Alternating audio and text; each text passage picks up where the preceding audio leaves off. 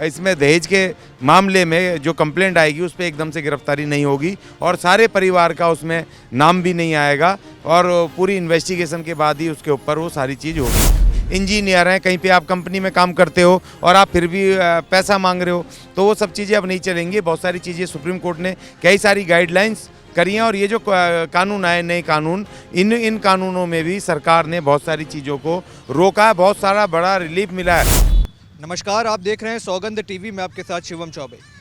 अतुल सुभाष का केस तो आप सब जानते होंगे, पर अब इस तरीके के दो और नए केसेस सामने आए हैं जहां पर महिला से परेशान होकर दो पुरुषों ने, आगरा के पुरुषों ने सुसाइड कर लिया है। जी हाँ, इस तरीके के वीडियोस सोशल मीडिया पे काफ़ी ज़्यादा वायरल हुए, जहां पर व्यक्ति ये कहते हुए सुनाई दे रहे हैं कि वो किसी न किसी तरीके से अपनी शादीशुदा ज़िंदगी में, अपने रिलेशनशिप में बहुत ज़्यादा फ्रस्ट्रेटेड हो चुके थे और कहीं ना कहीं जो न्यायिक व्यवस्था है उसको लेकर भी लोग सवाल उठा रहे हैं कि क्या देश का कानून केवल महिलाओं को सुरक्षित रखने के लिए है या पुरुषों की सुरक्षा के लिए भी कोई ऐसे खास कानून बनाए गए हैं। तमाम विषयों पे बात करने के लिए हमारे पास साथ मौजूद है सोशल एक्टिविस्ट अशोक अज्ञानी जी। अशोक जी, सबसे पहले बहुत बहुत धन्यवाद बातचीत करने के लिए। और क्या लगता है, जो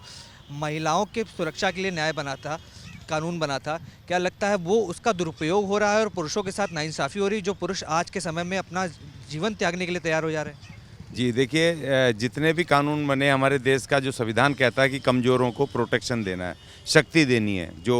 दबंग हैं, ताकतवर लोग हैं, जो कमज़ोर को दबाते हैं, उनका शोषण करते हैं, उसके लिए वो हमारे संविधान की मूल वो भावना है और वो मिलना भी चाहिए। लेकिन जैसे जैसे कानून बनते चले गए तो उस तरीके से उनका दुरुपयोग भी होता चला गया। लेकिन सबसे बड़ी बात यह है कि पहले जितने भी कानून बने उनमें उस दुरुपयोग को रोकने के लिए किसी भी तरह का कोई प्रिवेंटिव ऐसा एक्शन या कोई इस तरह की वो नहीं थी कि अगर कोई, मान लो कि पुलिस वाले ने किसी के ऊपर गलत फर्जी एफआईआर करके किसी को जेल में डाल दिया तो उसके ऊपर वो बरी होने के बाद कोई केस नहीं कर सकता, या किसी महिला ने किसी अपने पति को या सास को या दौरानी जिठानी इन सब के खिलाफ अगर करके उनका जीवन बर्बाद कर दिया, 4-5 साल तो जेल में रहे या कुछ हुआ, तो उसके बाद अगर ये पता चला कि वो फर्जी केस था तो उस तरह का कोई प्रिवेंटिव, कोई भी इस तरह का कोई एक्शन कुछ था नहीं। लेकिन ये 2023 के बाद जो BSES ये बने हैं, BSNS और ये जो कानून बने हैं, तो इन कानूनों में जो मौजूदा सरकार है इसने बहुत सारे ऐसे काम करे हैं कि जिसमें कि जो फर्जी केसेस या जो गलत तरह से फंसाए हुए लोगों को प्रोटेक्शन देने की बात है, क्योंकि वो भी कहीं ना कहीं कमज़ोर हैं या वो भी पीड़ित हैं, जिनको कि बचाने के लिए इस सरकार ने कहा कि अगर किसी महिला ने किया अपने पति पर या अपने परिवार वालों के ऊपर और वो अगर फर्जी पाया गया तो उसमें सज़ा का प्रावधान किया गया, जुर्माने का भी प्रावधान किया है कि बरी होने के बाद वो लोग उसके खिलाफ, उस झूठी शिकायत के खिलाफ, उसके खिलाफ भी केस कर सकते हैं। और दूसरी बात ये कि ये तो सुप्रीम कोर्ट ने भी इस पे 498 जो दहेज का जो सबसे भयानक, सबसे खतरनाक वो था कि महिला के पास सबसे बड़ा हथियार था कि कोई भी घर में छोटी मोटी बात हो गई तो सीधे दहेज के केस में सारे परिवार को वो लपेट देते थे, चाहे सास हो, पति हो, ससुर हो, ननंद हो, जेठानी हो, पूरे खानदान जो दूर दूर तक उनके पास भी नहीं है उनको भी वो लपेट देते थे, उनको भी जेलों में डाल देते थे, तुरंत गिरफ्तारी होती थी। तो उसके ऊपर भी रोक लगाई है सुप्रीम कोर्ट ने, तकरीबन 498A को तो ख़त्म ही कर दिया है और उसमें भी गिरफ्तारी को उन्होंने पूरी तरीके से वर्जित कर दिया है। पूरी तरीके से वर्जित है। अब इसमें दहेज के मामले में जो कंप्लेंट आएगी उस पर एकदम से गिरफ्तारी नहीं होगी और सारे परिवार का उसमें नाम भी नहीं आएगा और पूरी इन्वेस्टिगेशन के बाद ही उसके ऊपर वो सारी चीज़ होगी। तो ये तमाम चीज़ें ये हमारी सुप्रीम कोर्ट ने भी, क्योंकि देखिए एक बड़ा आंदोलन चला है, ये तो ये जो आपने गिनवाए ये आत्महत्याएं तो हुई हैं, अभी भी जो हो रही है, लोग बहुत दुखी हैं, परेशान हैं। मैंने ऐसे केसेस देखे हैं कि महिला सामने, जज के सामने खड़े होकर कह रही है ना तो तलाक दूंगी ना इसको छोड़ूंगी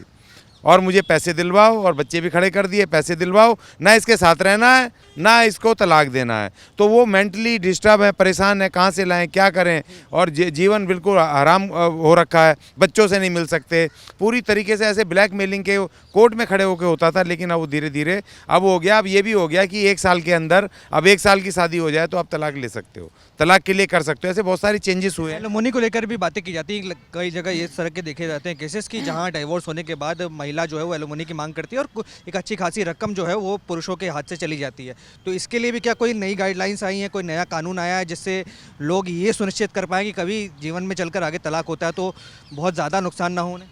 नहीं, देखिए ऐसा है, जो अभी केस डालने के बाद वो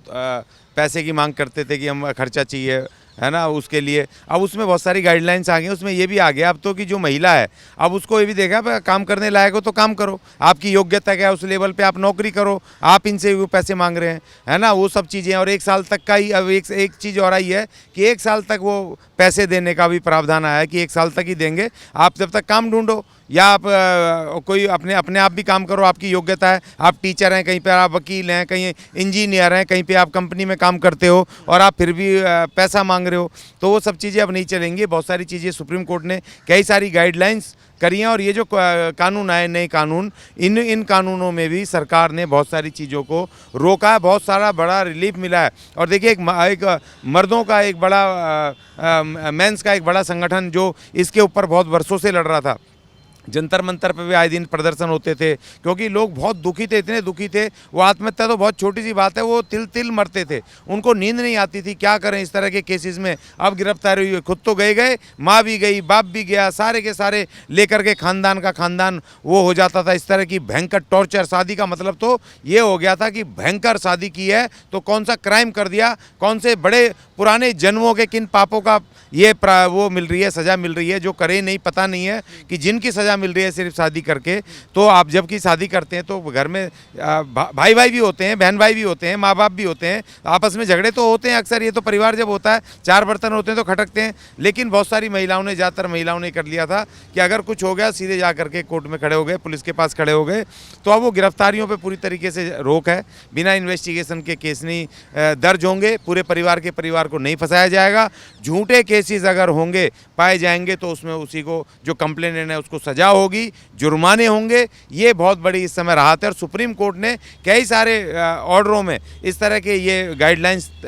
जारी की हैं, तो इसमें बहुत सारी चीज़ें आपको मिल जाएंगी, कोर्ट से मिल जाएंगी, कानून से मिल जाएंगी। तो अब तो रिलीफ तो है मगर उतना नहीं है क्योंकि जो हमारी जुडिशरी है उसके ऊपर काम का प्रेशर इतना है, क्योंकि स्पेशल फास्ट ट्रैक कोर्ट होने चाहिए, जो भी कंप्लेंट जाए उस पर ज़्यादा टाइम बाउंड 3 महीने 6 महीने के भीतर ज़्यादा 1 साल के भीतर उसमें फैसले हो जाने चाहिए, जिससे कि जो दोनों पक्ष हैं दोनों पक्ष को उनको न्याय मिल जाए, चाहे वो सही है गलत है जो भी है, लेकिन दूध का दूध पानी का पानी हो जाए और जिससे कि वो सफ़र ना करना पड़े। ख़ासतौर पे मेंस, इसमें जो पुरुष हैं उन्हीं को सफ़र होना पड़ता है। और तलाक होने के बाद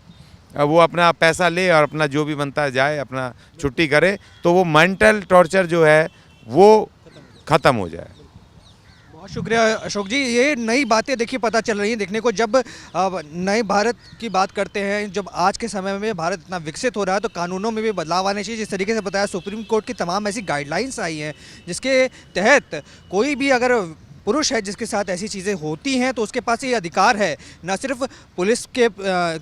कानून के ज़रिए अपने आप को साबित करने का कि सच्चाई, और एलिमोनी को लेकर भी बात की गई कि ज़रूरी नहीं है कि एलिमोनी देना, अगर कोई व्यक्ति सक्षम है काम करने को तो 1 साल का समय मिलता है, वहाँ पर आप कामकाज ढूंढिए, अपना जीवन बसर सुधारिए और फिर उसके बाद एलिमोनी की कोई आवश्यकता नहीं है। ऐसी तमाम गाइडलाइंस है जिसको भारतवासियों को जानना जरूरी है, खास करके पुरुषों को, जहाँ एक तरफ कहा जाता है कि पुरुष